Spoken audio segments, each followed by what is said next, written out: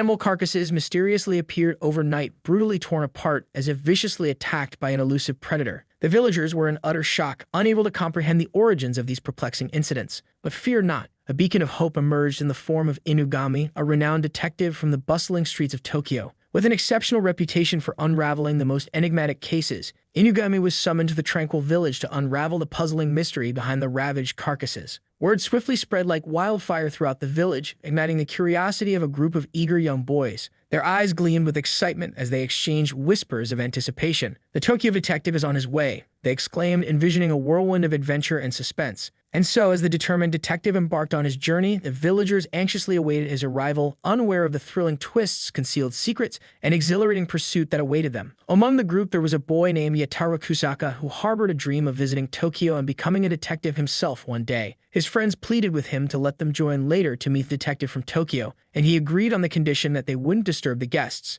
Meanwhile, another boy named Kabana, who happened to be Yataro's cousin and lived with them, became the target of teasing by Itaro. Itaro mocked Kabana's peculiar appearance and insisted that he stay outside upon the detective's arrival, citing his supposed unpleasant odor. On a nearby road, the detective Inugami encountered a flat tire, causing a momentary setback. Just then, Mrs. Kusaka, Yataro's mother and Inugami's client, appeared and kindly offered him a ride to their home, where he would be staying during the investigation. During the ride, they discussed the inexplicable appearance of the animal bodies, emphasizing the need to keep the investigation a secret from the children, who might be frightened by these events. The detective agreed wholeheartedly, assuring Mrs. Kusaka that he would do everything within his power to maintain peace and tranquility in the village. At the villa, Inugami noticed Kabana working diligently in the fields and greeted him. However, Kabana remained silent, only focusing on his tasks, leading Inugami to assume he was either shy or a dedicated worker who preferred not to be disturbed. Later, while relaxing in the hot springs, Inugami was joined by Itaro, who kindly offered to help wash his back. In the conversation, Inugami inquired about the boy he had seen working in the fields. Itaro informed him that the boy was Kabana, also known as Doratabo, a nickname derived from a mythical creature. It turned out that Kabana had a persistent foul odor, causing people to keep their distance and avoid talking to him. Moreover, he had been abandoned by his parents and Yataro's mother had kindly taken him in. After his bath, Inugami approached Mrs. Kusaka and expressed his wish for Yataro not to serve him anymore, requesting Kabana to attend to him instead. The following morning, Kabana prepared coffee for Inugami, and after a brief conversation, Inugami asked the boy if he had witnessed anything unusual lately, considering his frequent late-night work in the fields. To Inugami's surprise, Kabana revealed that he knew about the recent appearance of the dead animals and that he was actually the one responsible for disposing of the carcasses. Kabana explained that these events typically occurred on the night of the new moon, and the next new moon was just 5 days away, indicating that another incident might take place then. During the waiting period for the new moon, Inugami dedicates most of his time to assisting Kabana with his daily tasks. However, one day, Inugami notices a necklace worn by Kabana and inquires about its significance. Kabana admits that he doesn't know much about the necklace, but has carried it since birth, believing it may have belonged to his parents who likely abandoned him. Inugami recognizes the symbol on the stone and corrects Kabana, informing him that it is called a life stone. Inugami informs Kabana that the stone in the necklace possesses a unique and valuable component that can only form under specific circumstances. He believes that Kabana's parents wouldn't have left such a precious item on him without a reason, suggesting that he was not actually abandoned. The detective goes on to ask Kabana if he would like to meet his parents one day, expressing his willingness to help track them down if Kabana desires. On the night of the new moon, Kabana waits outside for Inugami. However, he is unexpectedly confronted by Yataro, who becomes jealous of the attention Kabana is receiving from the detective. Yataro starts shouting at Kabana, claiming that he is not special and accusing him of trying to ruin Yataro's chance to go to Tokyo. In a fit of rage, Yataro forcefully removes Kabana's necklace, causing Kabana to transform into a demon-like monster. Witnessing this horrifying transformation, Yataro panics and runs away, screaming. Fortunately, while in his demon form, Kabana manages to grab hold of the necklace. Upon realizing the consequences of his actions, Yataro returns to his normal state, feeling remorseful for what he had done. Devastated, Kabana sits near the barn, shedding tears and blaming himself for the recent animal deaths. It is then that Inugami finds him and reveals a surprising secret. He shows Kabana the tail on his back. Inugami explains that in the human world there exist rare beings called kimonos who coexist among humans while remaining undetected. To Kabana's astonishment, Inugami reveals that he himself is a hybrid, part human and part yokai. He shares that the stone is crucial for him as it allows him to maintain his human form and control his thirst for harming humans. Inugami assures Kabana that he is not responsible for the recent crimes. There is another culprit at large. Realizing this, Cabana understands that his cousin Yataro had run away into the forest, frightened by Cabana's transformation into a demon. Determined to find him, Cabana and Inugami venture into the forest. They locate Yataro surrounded by transformed dogs, posing a threat. Together, the duo swiftly dispatches the dogs. Soon after, they encounter one of the culprits, an ominous, demonic moose. Without hesitation, the moose attacks them, but Cabana, gifted with incredible strength, defeats it using only his bare hands. Inugami is indeed impressed by Cabana's extraordinary abilities. However, in a shocking twist, Inugami reveals that he was actually hired to eliminate Cabana, and that he had been lying to him all along. According to Inugami, Cabana is the true culprit, and Mrs. Kusaka knew the truth about Cabana's nature, as her sister had informed her when she gave him away. Inugami proceeds to shoot Cabana in the head. After returning to the village, Inugami informs Mrs. Kusaka that he has completed the job and departs, taking Cabana's body with him. However, to everyone's surprise, Cabana's body regenerates and he comes back to life. Inugami explains that this is possible because Cabana is a hybrid of yokai and human. He then takes Cabana to his office in Tokyo, where he introduces him to two other orphans named Shiki and Akira. Inugami reveals that he has taken them in because they, too, belong to the same race known as kimonos. Inugami offers Cabana the opportunity to stay in Tokyo and work with them as part of the detective team. However, he assures Cabana that he doesn't have to provide an immediate answer. Curious about Cabana's unusual scent, Akira asks if he is also a kimono like them. Inugami explains that Cabana is a henyo, a half kimono and half human, but with an incredibly powerful yokai within him, making him an immortal demon. He mentions that Cabana shares similarities with Shiki, as they are both henyos. However, Shiki is displeased with the recruitment of a new member and becomes furious when he realizes that Cabana is wearing his clothes. Shiki informs Cabana that he is 1 year older and therefore his superior, before storming off to the bathroom. Later, when Cabana goes to the bathroom, he accidentally trips on a wire trap and Shiki appears, questioning why he came there. Cabana explains that Inugami is helping him search for his parents, but Shiki scoffs, suggesting that they are most likely dead or that Cabana was abandoned. As Cabana attempts to get up, he realizes that the wire is attached to him and Shiki warns him not to move as it could rip his leg apart. However, Cabana ignores the warning, freeing himself and leaving a hole in his leg. Shiki is surprised by Cabana's ability to heal and regenerate the injured body part. The next day, they embark on their first investigation task. Upon arrival, the police explain that a family's home has been infested with bugs. Inugami explains that something inside their room is attracting the bugs, and unless they remove it, the infestation will persist. Shiki attempts to use his soap powers to create webs and trap the creatures, but the bugs quickly devour the webs. Inugami then allows Cabana to enter the room despite the concerns of everyone present due to his young age. They fear for his safety, but Inugami reminds them that Cabana cannot produce blood or feel pain. As Cabana enters the room, the bugs swarm his body, but he remains unaffected, and the bugs cannot feed on him. Cabana successfully identifies the object causing the bug infestation in the house.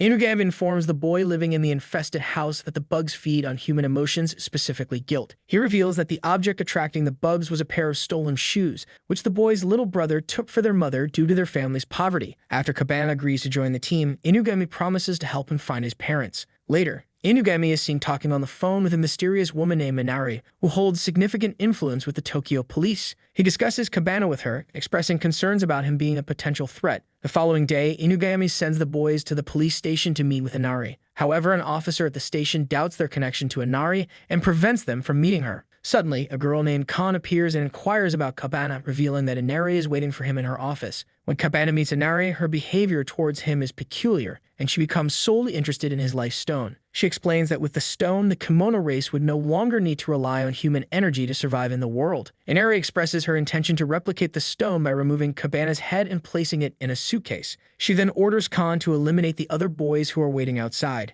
However, outside, Kan then shapeshifts into Cabana's form. During the chaos, Shiki in her true form as Akatsune starts attacking them and setting everything on fire. Shiki uses his silk to create a shield and catches the suitcase containing Cabernet's head. Meanwhile, Kan, furious at failing to impress Inari, intensifies her attacks with fireballs. Taking cover, the boys witness Cabernet telling Shiki to throw him at Kan. He bites her in midair and swiftly defeats her. As Kan is defeated, the illusion of flames disappears, revealing that her powers were only an illusion. Cabernet regenerates his body, leaving Shiki puzzled about his abilities and feeling jealous. Outside, they find Inugami waiting for them. Inugami reveals that the stone Inari is holding is fake, and that the real one is still with Cabernet. Later, they all arrive outside their office, but Kan reappears, demanding Cabernet's head for her mission. However, due to her injury, she faints. Inugami takes her inside and feeds her. Inugami is later confronted by Khan, still insisting on obtaining Cabernet's head. Inugami tricks her by transforming an orange fruit into Cabernet's head, dismissing her. Shiki warns that Chan will seek revenge when she realizes the deception, but Inugami doesn't see her as a significant threat. In the meantime, Inugami assigns Cabernet a new mission to investigate the recent supernatural deaths near the riverbanks and sewers.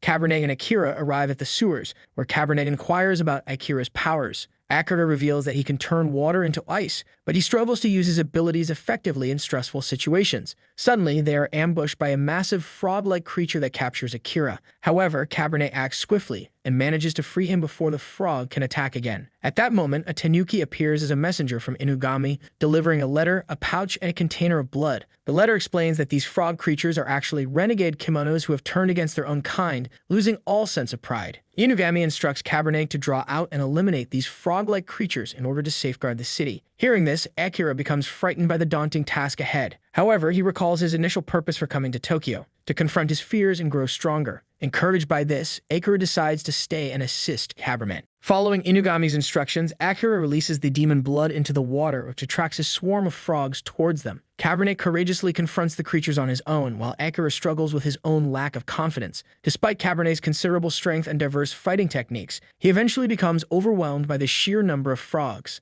At that moment, Akira recalls how others perceive him as weak and determines to change their perception by showcasing his true strength. Suddenly, he unleashes a massive ice attack against the creatures, freezing them all and defeating every last one of them. A few days later, while Cabernet is cleaning the hallway, he is unexpectedly pulled into a mysterious room where he encounters a man named Mihai. It turns out that Mihai has been living in Inugami's office all this time, specializing in behind-the-scenes work. Inugami is displeased with their discovery as Mihai is a ruthless vampire with supernatural powers. However, Mihai reveals that Cabernet had actually broken his wrists during an arm wrestling match, preventing him from playing his video games, and that's why he started assisting with the investigation work instead. Later on, Mihai tricks and traps Inugami in his room, leaving him unable to interfere, and sends Cabernet and the others on a risky mission. Their objective is to investigate a factory where employees have been mysteriously dying one by one. Recently, the deaths have inexplicably ceased, and they need to uncover the reason behind it. Before entering the factory, Chiki covers his body with his silk web, rendering himself invisible by reflecting the surrounding objects with his silk threads.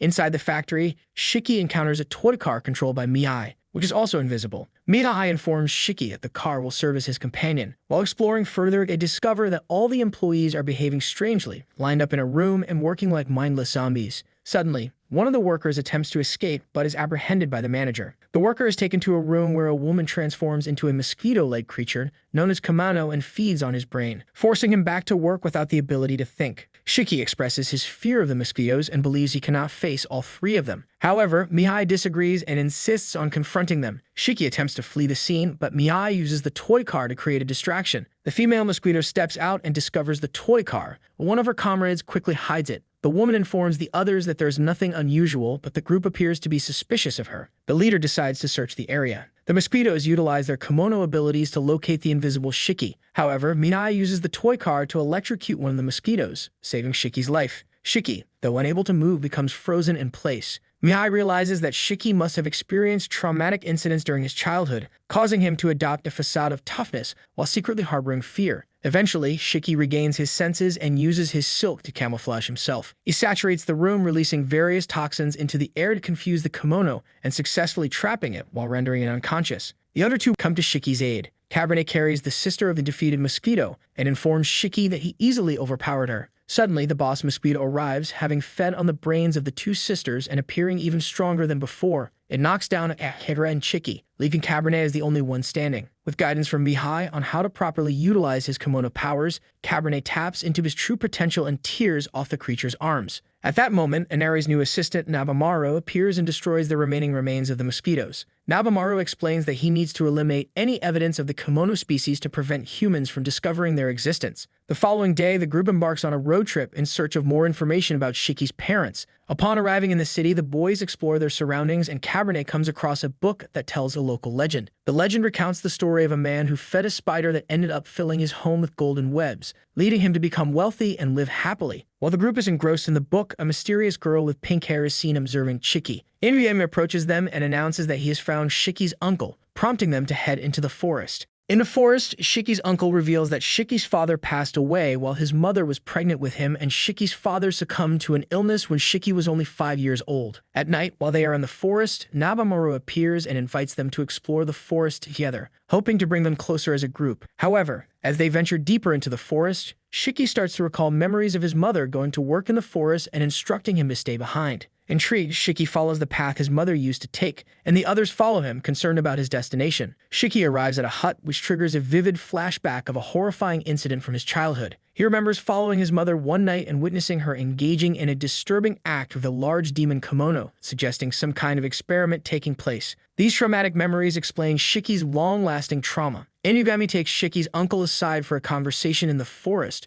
during which the man divulges that he was involved in the experiments conducted on Shiki's mother using various kimono creatures. The purpose of these experiments was to create a kimono capable of producing golden silk, which possessed the ability to restore human cells and promise immense wealth. However, Shiki's uncle was unaware that Shiki overheard his conversation on a phone call. Shiki emerges from the darkness, trapping Shiki's uncle in a tree, driven by anger and ready to confront him. However, at that moment, a giant kimono creature appears and attempts to attack Akira. It mistakenly bites Inugami's hand, which becomes poisoned. The group finds themselves surrounded by swarms of kimono creatures, causing them to separate. Cornered by the creatures, Shiki's uncle reveals that these creatures are Shiki's brothers and sisters, the results of the experiments conducted on his mother. The creatures begin speaking with the voice of Shiki's mother, causing Shiki to collapse. Shiki continues to feel heartbroken upon hearing his mother's voice coming from the demons. He is devastated by what his uncle has done to his family, rendering him weak and unable to find the strength to fight. Shiki orders Cabernet to eliminate all the creatures on his behalf. Cabernet undergoes a transformation and engages in a fierce battle against the monsters with the assistance of Nabamaru. Together, they defeat the creatures, including a giant kimono. As the fight concludes, Cabernet throws Akira down and asks Shiki if they should finish him off. However, Shiki realizes that even if they were to kill Akira, it wouldn't bring his family back. He chooses not to go through with it. Suddenly, Ai arrives at the scene and asks her father, Akira, where he has hidden the cocoon she had created. Apparently, the cocoon is being used to produce the golden silk. Inugami decides to contact Mihai, and with the information gathered from investigating Akira over the past year, they are able to deduce the 4 places that Akira frequently visits. With the spots revealed, Aya realizes where the cocoon must be located. The girl, Aya, rushes to the location of the cocoon, but Shiki catches up and insists that he will be the one to retrieve it. He dives into the water and discovers that his mother is still alive. He brings her to the surface, only to realize that his mother has been the golden web all along. They successfully rescue her, and Inugami informs Shiki that he knows a place in the city where he can help his mother. Shiki decides to spare his uncle's life, recognizing that destroying his legacy is a fate worse than death. However, as they leave, Nabamaru reappears and finishes off Shiki's uncle. Later on, Aya expresses her fear that her brother Shiki would hate her, but Shiki reassures her that if she hadn't survived her father's experiments, their mother would not be alive today. Their mother wakes up, happy to see her children alive and safe. Aya joins the investigation team and becomes a member of their next mission. It is revealed that Aya has developed feelings for Cabernet and asks him out. However, Khan appears and challenges Aya, feeling jealous upon seeing them together. Inugami explains that their next job is to face an invisible kimono creature that has been mutilating women's faces in an attempt to become the most beautiful woman in town. As they arrive at the location, the fox girl Ai becomes saddened by the attention Cabernet is giving to Aya and stays behind. She begins hearing a voice asking for help, and suddenly an invisible force pulls her hair. Cabernet punches the air to save her, and a kimono named Katanashi appears. Katanashi reveals that she has been removing certain parts of girls' faces in an attempt to become the most beautiful and win the heart of a boy who works at a nearby store. As Khan loses control and attacks Aya, Cabernet defends her, causing Khan to run back to the office crying. Inugami is informed that the task has been solved, as I managed to form a human body for Katanashi. Katanashi promises not to attack anyone else ever again. At night, Cabernet searches for Khan in the forest and comforts her. Meanwhile, in the office, Inugami accompanies Kuni, who secretly honors her other deceased kimono children. Yuri, Akira's twin brother, is introduced, and his thoughts reminisce about their early years when their needs were taken care of by the women of the village. Being born as kimono twins is a rare occurrence, happening only every 100 years. Their strict mother kept them indoors, and they never saw their father, who was locked in a hut outside. However, as long as they had each other, they felt unstoppable. Back at the office, Akira's accidental mishaps often ruin the missions, irritating the others and leading her to run away. During her time alone, she encounters her lost brother, Yuri, who was also searching for her. They both decide to walk away from civilization, and when Akira gets tired, Yuri builds her a huge ice castle for the night. Impressed by his creation, Akira tries to take a picture, but Yuri destroys her cell phone and locks the castle. Inugami sees news about a massive ice castle on TV and rushes to the location. They find several onlookers until Yuri steps outside, ready to attack. Inugami shoots him, dispersing the crowd. Inugami reveals a stone similar to Cabernet's life stone, known as a millstone. Possessing it allows one to reach their full kimono potential and possess the power to destroy and rebuild lands. Akira finally leaves the room but discovers that Yuri has frozen all her friends, making her believe they are dead. Outside, Inari and Nabamura plan to take Yuri's millstone. Yuri has a flashback to their younger years when he was named the head of the ice village,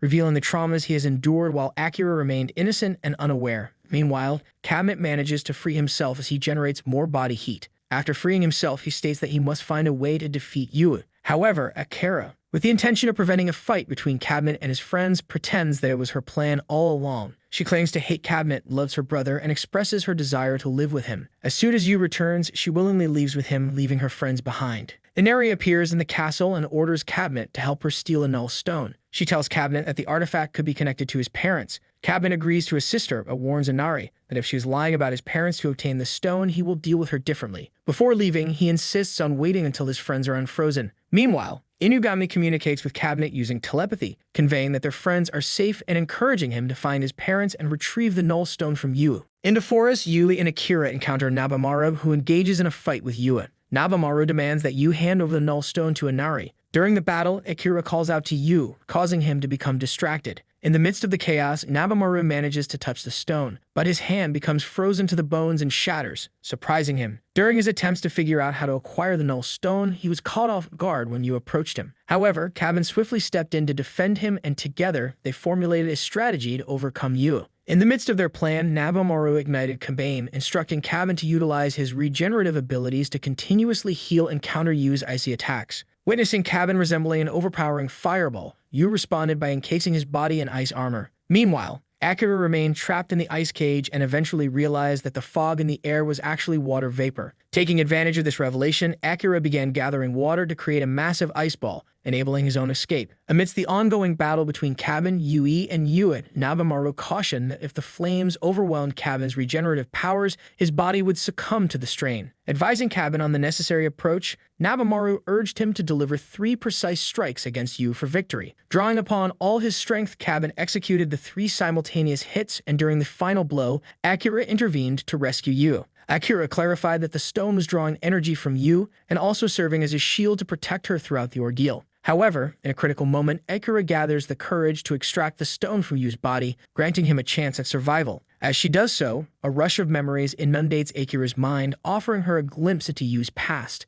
Meanwhile, Cabin's extraordinary regenerative abilities come into play, and he joins forces with Akira to revive her brother. Utilizing his own life stone, Cabin merges it with the fallen null stone. Their efforts are interrupted by Inari seizing the opportunity to seize the stone. However, Inugami arrives just in time, demanding its return and asserting that the artifact rightfully belongs to neither Inari nor Yu. In the confines of the hospital, Cabin, consumed by curiosity, seeks answers from Inugami regarding the null and life stones. Inugami's countenance turns solemn as he reveals the ancient history of these stones, a turbulent era marked by a war between humans and Kimono, decimating the lands for centuries. It was during this epoch of turmoil that the stones were forged intended exclusively for the most formidable Kimono, such as the chiefs and elite members of the Kimono race. Taken aback by this revelation, Cabin and Inugami embark on a profound journey to unravel the enigmatic ties between Cabin's parents, the stones, and the intricate workings of the Kimono realm.